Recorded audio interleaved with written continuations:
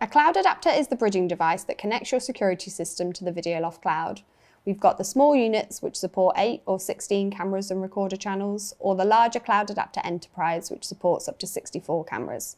You can also download the Videoloft software onto your own machine as a virtual cloud adapter. If you've got cameras across multiple locations, you'll need a cloud adapter at each site, and if you've got a large number of cameras at a single location, you'll need multiple cloud adapters there. Setting up multiple cloud adapters on one account is easy. You just run the installation steps through the website or mobile app one at a time. Enter the first cloud ID and press continue. Now the cloud adapter is linked to your account.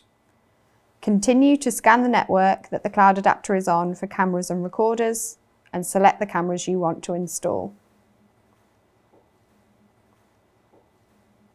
Once you've installed the first cloud adapter, enter the cloud ID for the second to connect it to your account. You'll see the cameras that you installed on the first cloud adapter, so it's easy to choose the next batch.